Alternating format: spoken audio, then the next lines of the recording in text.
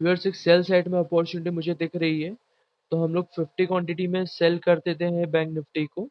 और सबसे पहले मैं आपको रेट और टाइम कंफर्म कर लेता हूँ। 10:45:18 पे मैंने ट्रेड लिया है और 10 सेकंड ही हुए इस ट्रेड को लिए हुए। और जो रेट यहाँ पे मेरा आया है वो आया है 21,656 रुपीज़ का।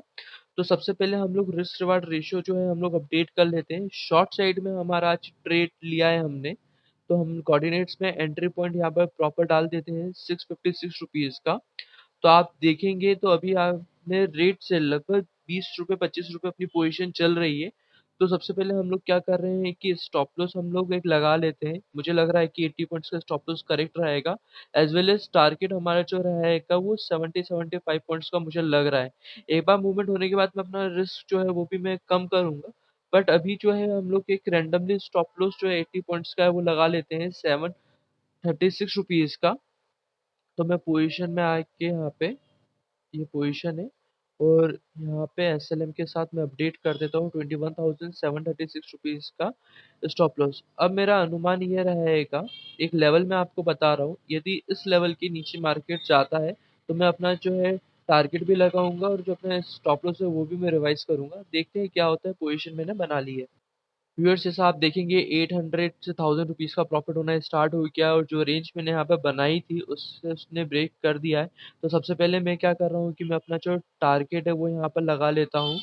जो हम लोगों ने पहले डिस्कस किया था, जो टारगेट है 21,583 रुपीज़ का है, वो मैंने लगा दिया। और जैसा मैंने आपको बोला था कि मैं अपना स्टॉप लॉस भी रिवाइज करूंगा, तो जो अब मेरा 80 पॉइंट्स का स्टॉप लॉस है उसको मैं लेकर आ जाता हूँ 55 से 50 पॉइंट्स की रेंज में। मतलब कि अपना जो आप रिस्क रिवार्ड रेशियो है वो हो जाएगा 1.39 रुपीज़ का। और 708 रुपीज़ का जो है एक नया स्टॉप लॉस हमारा जो है वो बन चुका है, जो कि एक प्रॉपर मैनर में। तो यहाँ पे मैं अपडेट कर लेता हूँ 708 रुपीज़ का। तो यहाँ पे अब दोनों ही चीज़ें हमारी प्रॉपर मैनर में आ चुकी है और 35 पॉइंट्स का हमको यहाँ पर जो है वो प्रॉफिट भी होना स्टार्ट हो गया है। अब जैसे ही एक बार मूवमेंट होना स्टार्ट होता है तो मैं फिर से अपना स्टॉप लॉस रिवाइज करूंगा और टारगेट तो मैंने अपना लगा ही लिया है। देखते हैं क्या होता है। व्यूअर्स जैसा आप देखेंगे तो हमारी पोजीशन जो है वो कॉस्ट के आसपास आ गई है। 1700 रुपीज़ का प्रॉफिट हो रहा है पोजीशन पे। और अब मेरा अनुमान है कि ये जो लेवल ब्रेक करता है, मतलब 620 625 रुपए का एक बार सेल साइड में करता है, तो मैं अपना जो स्टॉप लॉस है उसको एक बार मैं रिवाइज करूंगा। व्यूअर्स जैसा अनुमान था कि मार्केट जो है वो प्रॉफिट में आ जाएगा, बट यहाँ पर मैं आपको एक बॉक्स के बारे में बताना चाहूँगा। जैसे कल मैंने एक आपको एक सेलर जोन आपको मैंने एक्सप्लेन किया था, वही सेलर जोन जो है वैसा ही सेटअप जो है आज के ट्रेड में बनता हुआ दिख रहा है और कहीं ना कहीं उसी सेटअप पे मैंने ट्रेड लिया है। आप यहाँ पर देखेंगे तो सेलर जोन यहाँ पर है और उसके ऊपर हम लोगों ने जो है वो स्टॉप लॉस लगा के रखा हुआ है। तो सेम इट इज, जो कल का हमने ट्रेड लिया था वैसा ही ट्रेड आज के ट्रेड में हमें दिख रहा है। और हमारा जो रेट है वो अभी 25-30 रुपए के लेवल पर आ रहा है। तो अब देखते हैं क्या होता है। एक रेंज तो हमने बना के रखी है, इस रेंज के नीचे ब्रेक देता है तो मैं डेफिनेटली अपने स्टॉप लॉस भी रिवाइज करूंगा और पूरा एक्सप्लेन भी करूंगा ट्रेड आपके सामने। व्यूअर्स अनुमान था कि वो वहां से ब्रेक करेगा, तो सबसे पहले आप देख सकते हैं 24-2500 रुपीज़ का प्रॉफिट यहाँ पर हो रहा है। तो अब मैं अपना जो स्टॉप लॉस है जो मैंने 51 रुपीज़ का लगा के रखा था, मैं उसको और नीचे लेकर आ जाता हूँ। और जो हमारा सेलर जोन है उसके थोड़ी सी ऊपर मैं यहाँ पर अपना स्टॉप लॉस रख लेता हूँ। मतलब कि 30 पॉइंट्स का स्टॉप लॉस जो है मेरे हिसाब से सही रहेगा। तो 686 का स्टॉप लॉस यहाँ पर आ रहा है और यहाँ पे अपना जो रिस्क रिवार्ड रेशियो हो चुका है वो 2.43 का हो चुका है। तो आप देखेंगे कि हम लोगों ने ₹1 से ज़्यादा का रिस्क रिवार्ड रेशियो था उसको कम करते हुए 2.43 का हम लोग लेकर आए हैं। और जितना अभी हमारा स्टॉप लॉस उतना तो हमको हमारे रेट पर मिल ही रहा है। अब देखते हैं क्या होता है मार्केट के अंदर। और स्टॉप लॉस और टारगेट हम दोनों ने लगा के रखा हुआ है। व्यूअर्स एक रेड कैंडल यहाँ पर फॉर्म्ड हुई है और यहाँ पर इसका लो आया है 85.20 का और हमारा जो टारगेट है वो 83 रुपीज़ का है। देखते हैं क्या है। 590 का ट्रेड यहाँ पर चल रहा है। 586 85 86 85 का ट्रेड यहाँ पर ओके। और यहाँ पर हमारा जो है प्रॉफिट बुक हो चुका है। हमने यहाँ पर बुक किया है 3663 रुपीज़ का। तो सबसे पहले यहाँ पर मैं अपनी जो पेंडिंग पोजीशन है वो यहाँ पर मैं एग्जिट करता हूँ और यहाँ पे मैं आपको पूरा एक्सप्लेन करता हूँ कि ये ट्रेड मैंने किस बेसिस पे लिया था। यदि आपने कल का वीडियो देखा है तो सेम सेटअप पे ये ट्रेड लिया है, सेम फिबो लेवल्स पे, सेम ट्रेड लाइन पे और सेम पैटर्न पे मैंने ये ट्रेड को एग्जीक्यूशन किया है। कैसे क्या है वो मैं आपको पूरा एक्सप्लेन करता हूँ। सबसे पहले मैं क्या कर रहा हूँ, यहाँ पे जो ड्राइंग्स बनी हुई है उसे मैं यहाँ पे जो है डिलीट कर देता हूँ। और ये जो है बैंक निफ्टी का फ्यूचर का चार्ट है, तो सबसे पहले मैं आपको आज का ओवरव्यू बता देता हूँ कि आज मार्केट में क्या हुआ है। तो आप सबसे पहले मार्केट के अंदर देखेंगे तो एक कैप मतलब सेल ऑफ आया स्टार्टिंग लेवल पे और बायर्स ने खींचने की कोशिश करी, बट एक लेवल तक बायर्स भी उसको सेटल नहीं कर पाए, वहां से सेल ऑफ आ गया। फिर थोड़ी सी हेल्थी बाइंग करने की कोशिश कर रहा था, और इस लेवल पे जब एक्यूमुलेशन जोन स्टार्ट हुआ तो समझ में आ गया था कि सेलर्स की जो है एंट्री हो चुकी है। तो सबसे पहला कारण तो ये था कि हाँ, सेलर की एंट्री जैसे कल के सेटअप में था वैसे ही इस सेटअप में बनी। मैं आपको बताता हूँ, ये जो ट्रेड लाइन मैंने आपको बना के रखी हुई है, ये ट्रेड लाइन जहाँ पर लोज को टच करते हुए मार्केट जो है आ रहा है, और आप देखेंगे कि एक अच्छी खासी रेड कैंडल ने जो है वो यहाँ पे ब्रेकआउट किया। मैं सोच रहा था रिट्रेसमेंट के लेवल पे इस लेवल पे सेल करने का, बट मैंने थोड़ा सा वेट किया और अच्छा रिट्रेसमेंट का वेट किया। आप टाइम भी एक बार कंफर्म करेंगे तो 10:45 पे ये ट्रेड है और 10:35 पे ये ब्रेकआउट आया था, और जो 10:45 का टाइम है वो इस लेवल टाइम के अकॉर्डिंग मैंने सेल किया था। आपने देखा कि जहाँ से सेल किया वहां से अच्छी खासी सेलिंग आ गई थी, और हमने हमारा टारगेट जो है वो इस लेवल का रख के रखा था, और स्टॉप लॉस हम लोगों ने सेलर जोन के ऊपर रख के रखा था।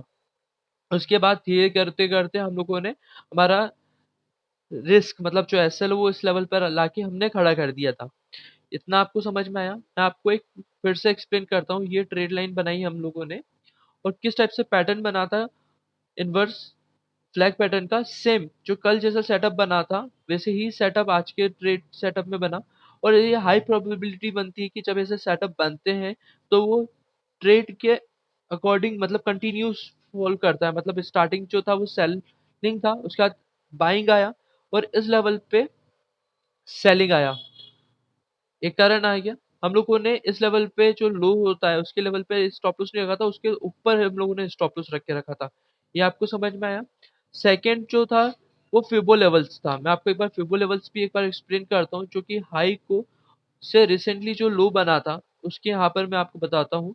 तो यहाँ पे आप देखेंगे तो 61.8 जो रिट्रेसमेंट लेवल होता है इस लेवल का, वहां से मार्केट जो है रिजेक्ट करने की कोशिश कर रहा था। आपने देखा यह इस लेवल पे रिजेक्ट किया, यहाँ पे कंफर्मेशन है कि आ गया, और यहाँ पे मैंने सेल कर दिया था। मतलब ये जो ट्रेड लाइन इस टाइप से बनाई थी वहां से मैंने सेल कर दिया था।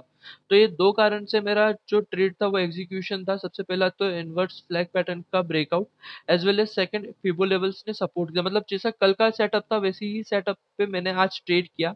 आई होप आपको ये ट्रेड समझ में आया होगा। यदि आपको कुछ भी लगता है तो आप मुझे इस कमेंट बॉक्स के माध्यम से पूछ सकते हैं, मैं डेफिनेटली उस पर आपको आंसर प्रोवाइड कराऊंगा। मुझे एक बात और आपको बतानी थी व्यूअर्स, आप लोगों की बहुत सारे लोगों की कमेंट्स आ रहे थे कि आप इसके स्टूडेंट हैं या फिर आप इसके स्टूडेंट हैं। तो मैं आपको बता दूं व्यूअर्स कि मैं किसी का भी स्टूडेंट नहीं हूँ। ये जो भी मैंने लर्निंग सीखी है वो सेल्फ लर्निंग से सीखी है।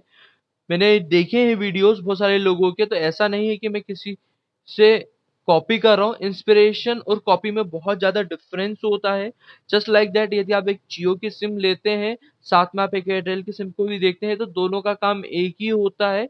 तो वो एक कंपटीशन के अकॉर्डिंग करते हैं, और वो एक हेल्थी कंपटीशन होता है। एक दूसरे लेवल पे मैं आपको समझाऊं तो यदि आप मार्केट जाते ही कोल्ड ड्रिंक खरीदते हैं, तो पेप्सी और कोको कोला दोनों अलग अलग कंपनी है, पर वो दोनों ही लोग एक हेल्दी कंपटीशन रखते हैं। तो आई रिक्वेस्ट टू ऑल कि आप यदि मेरे वीडियोस को देख रहे हैं तो आप प्लीज स्पैम मत कीजिए मैसेज, या कि आप इसके स्टूडेंट है क्या, कि आप इसने आपने यहाँ से लिया है, हमने भी यहाँ से लिया है। मैंने किसी से नहीं लिया है, और यदि आपको लगता है कि मैंने यदि किसी से लिया है तो आप उन लोगों से कंफर्म कीजिए कि मैं उनका स्टूडेंट हूँ या नहीं हूँ, आपको पता चल जाएगा। But I requested to you कि आप यहाँ पे कमेंट्स में मैसेज मत कीजिए, क्योंकि कल मैंने आपसे कुछ पूछा था, आपने तो उनके आंसर दिए नहीं, और आपने यहाँ पर ये बोलना स्टार्ट कर दिया कि आप इसके स्टूडेंट कि आप इसके स्टूडेंट है। तो आई होप जो चीज मैं आपको बोलना चाहता हूँ आप लोग समझ गए होंगे, क्योंकि जो समझदार होता है उसको इशारा ही काफी होता है। थैंक यू टू ऑल, और मिलते हैं कल।